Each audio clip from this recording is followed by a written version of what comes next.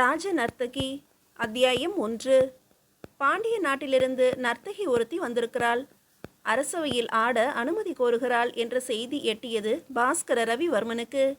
சேரமான் அக்கறை காட்டவில்லை. எத்தனையோ எழில் அரசிகளான ஆடல் அரசிகளை பார்த்தவன் அவன். சேர நாட்டில் இல்லாத அழகிகளா, இல்லை ஆடல் கலை வல்லுநர்களா? அரசவை நிகழ்ச்சிகள் எங்கனம் உள்ளன என்று திருமந்திர ஓலை அதிகாரியை அவன் வினவ, இன்னும் 7 தினங்களுக்கு நெருக்கமாகத்தான் நிகழ்ச்சிகள் உள்ளன, ஆனாலும் மன்னர் விரும்பினால் என்று பதில் முற்று பெறாமல் நின்றது. 7 என்ன, 10 நாட்களே செல்லட்டுமே என்றான் சேரமான் பாஸ்கர ரவிவர்மன். அதுவரை அந்த நர்த்தகிக்கு உரிய மரியாதை காட்டி நமது விருந்தினர் மாளிகை ஒன்றை ஒதுக்குங்கள். ஒத்திகை பார்த்து கொள்ள வசதியாக வாத்தியக்காரர்களுக்கும் ஏற்பாடு செய்து தரலாம் என்று உத்தரவிட்டான். 10 நாட்கள் பொறுமையாக காத்திருந்தால் வண்டார்குழலி. பெண்ணே, சிட்டுக்குருவி கருடனாக முடியுமா? நீ ரொம்ப உயரத்தில் பறக்க பார்க்கிறாய் என்று எனக்கு தோன்றுகிறது என்றாள் அவள் தாய். அம்மா, என் அழகும் என் கலையும் சாமானியருக்கு உரியது அல்ல, மன்னர்களுக்கே ஏற்றது என்று நான் உறுதியாக நம்புகிறேன். பாண்டிய நாட்டிலேயே 2 மன்னர்கள் இருக்கிறார்களே, அவர்களை விட்டுவிட்டு... அம்மா, இதென்ன பேச்சு? பெயரளவில்தான் அவர்கள் மன்னர்கள். பராந்தக சோழன் காலத்திலேயே பாண்டிய நாடு சோழன் வசப்பட்டு விட்டது. பிறகு பல தலைமுறைகளாக பல பேர் பாண்டிய நாட்டு அரியாசனத்துக்கு உரிமை கொண்டாடி வருகிறார்களே தவிர சுதந்திரமான மாமன்னர்கள் என்று சொல்லும்படியாக அங்கு யார் இருக்கிறார்கள்? அவ்வப்போது கிளைத்தெழுவதும் ஒடுக்கப்படுவதுமாய் அவர்கள் காலம் செல்கிறது. இது போதாததற்கு அவர்களுக்குள்ளேயே உட்பகை வேறு. இல்லாத பேரரசுக்கு அமரபுஜங்கனுக்கும் வீரபாண்டியனுக்கும் இடையில் போட்டி. இதனால்தான் நான் சேரமானை நாடி வந்தேன். அதற்கு தஞ்சைக்கே சென்றிருக்கலாமே பெண்ணே. அங்கே செம்பியன் மாதேவியும் குந்தவை பிராட்டியும் கலைகளையும் இறை உணர்வையும் 2 கண்களைப் போல வளர்த்து வருகிறார்கள். அங்கே என் ஆற்றலுக்கு வரவேற்பு இருக்கும். ஆனால் அதனால் யாரையும் வெற்றி கொள்ள முடியாது. 100 101. இங்கு நிலைமை அப்படியல்ல. நீ வேண்டுமானால் பாரேன், சேரமான் என் அழகிலும் கலையிலும் தன் வயமிழக்கப் போகிறான். பார்க்கத்தானே காத்திருக்கிறேன் கண்ணே என்றாள் அவள் தாய். வண்டார்குழலி எதிர்பார்த்தபடியே அரசவையில் அவள் அரங்கேறிய போது அசந்துதான் போய்விட்டான் பாஸ்கர ரவிவர்மன். நடனத்தின் அழகை ரசிப்பதா அல்லது நங்கையின் அழகை ரசிப்பதா என்று அவன் தடுமாறி போனதை வண்டார்குழலியும் உணர்ந்தாள். உள்ளம் பூரித்தாள். வந்து நின்ற கோலத்திலேயே எத்தனை கம்பீரம்! அகன்ற கண்களின் கருவிழிகளை சுழற்றி அவையோரை ஒரு பார்வை பார்த்ததில் எத்தனை லாவகம்! அந்த ஒரு கண் வீச்சிலேயே இதயங்களை கவ்வி இழுத்து விடுகிறாளே. தன் நாட்டின் இயற்கை எழிலில் சேரனுக்கு மிகுந்த கர்வம் உண்டு. தனது போர்க்கப்பல்களை ஊஞ்சலாட்டும் அலைகளின் நெளிவுகள் இவளது உடலில் காணும் வளைவு சுழிவுகளுக்கு ஈடாகாது என்று எண்ணிக்கொண்டான். நெடிது உயர்ந்து நிற்கும் தென்னை மரங்கள் இவளது கம்பீரத்துக்கு எதிரே எம்மாத்திரம்? பசும் வயல்களின் குளிர்ச்சி இவளது தோற்றத்தை காணும் போது ஏற்படும் இதத்துக்கு ஈடாகுமா என்ன? மாஞ்சோலைகளில் பழுத்து பறிக்கப்பட காத்திருக்கும் கனிகள், உப்பலங்கழிகளில் துள்ளி விழும் கயல்கள், கடலில் முத்து குளிப்போர் அள்ளி குவிக்கும் முத்துக்கள் எல்லாமே இவளது அங்கங்களின் எழிலெதிரே சாமானியம்தான். ஏலம் லவங்கம் போன்ற வாசனை பொருட்கள் இவளது நெருக்கத்தில் சூழும் நறுமணத்தை விடவா உயர்ந்தவை? வண்டார்குழலி என்ன அழகான பெயர்! இவளது கண்களே கருவண்டுகளாகி அலகபாரத்தின் மனத்தால் ஈர்க்கப்பட்டு அலைகின்றனவோ? இப்படி அவன் தன் அழகிலே கிறங்க வேண்டும் என்பதற்காகவே தாமதித்தவள் போல நின்றவள் பின்னர் அரசனுக்கு வணக்கம் செலுத்தி அவையோரையும் வணங்கினாள். வாத்தியக்காரர்களுக்கும் நட்டு வாங்கத்துக்கும் சமிங்கை செய்துவிட்டு ஆடத் தொடங்கினாள். அவளது செழுமையானதும் அளவானதுமான கால்கள் முதலில் அசைந்து சதங்கை ஒலிகளை தாளத்துக்கு ஏற்ப எழுப்பின. பின்னர் கரங்களும் ஒத்துழைக்க ஆரம்பித்தன. பிறகு முகபாவங்களும் சேர்ந்து கொண்டன. பிறகு உடலின் ஒவ்வொரு பாகமுமே நடனத்தோடு இழைந்து தத்தம் பணிகளை செவ்வனே ஆற்றின. சேர நாட்டின் ஆறுகளின் வேகம், மலை முகடுகளின் கம்பீரம், ஏரிகளின் அமைதி, மலர்களின் புத்துணர்ச்சி போன்ற அனைத்தையும் உள்ளடக்கிய ஒரு புது அனுபவமாக இருந்தது சேரமானுக்கு. அவையில் 100 பேர் இருந்தாலும் அவள் தனக்காக மட்டுமே ஆடுவது போலிருந்தது அவனுக்கு. இந்த கலையையும் இந்த எழிலையும் இனி உன்னால் மறக்கவோ புறக்கணிக்கவோ முடியுமா என்று கேட்பது போல் இருந்தது. நீ என் அடிமை, நான் உன் உடைமை என்று சொல்லாமல் சொல்வது போல் இருந்தது.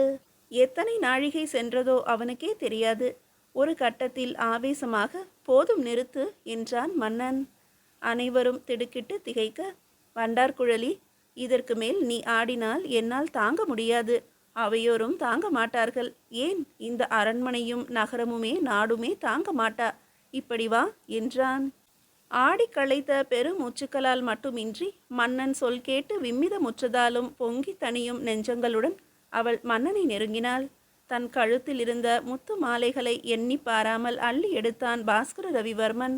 நீண்டிருந்த அவள் கரங்களில் அவற்றை உதிர்த்தான். மாமன்னா என்று அழைத்தவள் சற்றே தயங்கினாள்.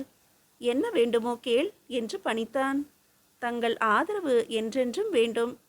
அதில் ஐயம் வேண்டாம். இன்று முதல் நீ இங்கு ராஜ நர்த்தகி. நான் பாக்கியசாலிதான் என்றாள் வண்டார்குழலி. மேலும் மேலும் இதுவரை உரக்கவே பேசியவள் இப்போது குரலை தாழ்த்தி அவன் செவிகளுக்கு மட்டும் கேட்கும்படியாக கூறினாள். இந்த அரங்கில் ஆடியது போல தங்கள் இதய அரங்கிலும் ஆடும் நாளை ஆவலுடன் எதிர்நோக்குகிறேன் என்று. இப்படி கூறிய போது ஒளி சிந்திய அவளது கண்கள் அசாதாரண துணிச்சலுடன் அவன் நெஞ்சை ஊடுருவி அந்தரங்கத்தில் புகுந்து கனப்பொழுதில் ஆயிரம் ஆயிரம் ரகசியங்களை பேசின. இன்ப கோட்டைகளை எழுப்பி உல்லாச பொறிகளை சிருஷ்டித்து காட்டின. அவளது அழகுடனும் ஆற்றலுடனும் அத்துடன் இணைந்த துணிச்சலும் ஏற்படுத்திய அதிர்ச்சியில் கண்ணிமைக்கும் நேரம் தடுமாறித்தான் போனான் பாஸ்கர ரவிவர்மன். அடுத்த கணமே தன்னை ஒரு நிலைப்படுத்தி கொண்டான். நான் யார், இவள் யார்? யாரிடம் என்ன பேசுகிறாள் இவள்? தன் அழகிலும் கலை ஆற்றலிலும் இத்தனை கர்வமா இவளுக்கு? அரங்கத்தின் மத்தியில் அரசனுடன் அந்தரங்கம் பேசும் அளவுக்கு மமதையா? பெண்ணே என்றான் பாஸ்கர ரவிவர்மன் அனைவரும் கேட்க. உனது தன்னம்பிக்கையை மிகவும் மெச்சுகிறேன். ஆனால் சேரமான் தனக்கு தேவையானதை தானேதான் விரும்பி தேர்ந்தெடுப்பானே ஒழிய சேரமானை இன்னொருவர் தேர்ந்தெடுக்க அனுமதியில்லை. புரிகிறதா? அவள் பேசிய ரகசியம் அம்பலத்துக்கு வந்துவிட்டது. எவ்வளவு அவமானம்! ஏளனம் தொனித்த மன்னனின் குரலில் இப்போது கடுமை ஒலித்தது. சோமேஸ்வரரே என்று தனது மந்தினி பிரதானிகளுள் ஒருவரை அழைத்தான். தங்கள் அந்தப்புரத்துக்கு இன்னொரு அழகியை வழங்குகிறேன், மறுக்காமல் ஏற்றுக்கொள்ளுங்கள் என்றான். அவையினர் அதிர்ந்து போயினர். ஒரு சொல், ஒரு வியப்பொலி ஏதும் எழவில்லை. வண்டார்குழலியின் கர்வம் அவளை எங்கு கொண்டு தள்ளிவிட்டது என்பது எல்லோருக்கும் புரிந்தது. மன்னனையே மயக்கி தன் வயப்படுத்திவிட எண்ணியவள் அவனது இதய பீடத்தில் அமர்ந்து அதன் மூலம் சேர நாட்டிலேயே மன்னனுக்கு அடுத்தபடியாக மிக சக்தி வாய்ந்த மானுட பிறவியாக விளங்க எண்ணியவள் சோமேஸ்வரருக்கு 60 வயது கிழவனுக்கு மற்றொரு ஆசை நாயகியாக்கப்பட்டு விட்டாள். அதிலும் இவளுக்கு ஒரு தனிச்சிறப்பும் கிடையாது. ஏற்கனவே அவருக்கு உள்ள பல ஆசை நாயகிகளுடன் மேலும் ஒருத்தி, அவ்வளவுதான். சோமேஸ்வரன் ஒரு காமாதூரன், அது அரசனுக்கும் தெரியும். ஆனால் சோமேஸ்வரனின் கணித அறிவு வேறு யாருக்கும் வராது என்பதால் அவருடைய அந்த பலவீனத்தை பொருட்படுத்தாதிருந்தான். இப்போது அவரது பலவீனத்தையே இவளுக்கு கடுமையான தண்டனையும் ஆக்கிவிட்டான்.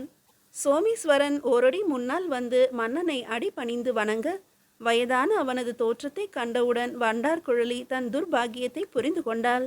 அவையோர் அனைவரும் ஆணவக்காரியான இவளுக்கு இந்த தண்டனை வேண்டும்தான் என்று எண்ணிய போதிலேயே பாவம் என்று பரிதாபப்படவும் செய்தனர்.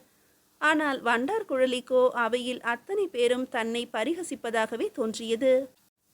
சேர மன்னனின் முன்னிலையில் மரியாதை காக்க கருதி வாழாவிருக்கிறார்களே ஒழிய மனதுக்குள் ஏளனமாக சிரித்து கொண்டுதான் இருக்கிறார்கள் என்று எண்ணிக்கொண்டாள்.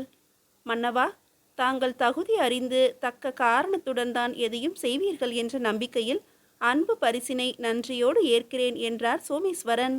அவருக்கே தெரியும் இவ்வளவு உன்னதமான பரிசை பெற தாம் தகுதி பெற்றவர் அல்ல என்று. ஆனால் அவருக்கு மன்னரின் செயலை நியாயப்படுத்த வேண்டிய நிர்பந்தம்.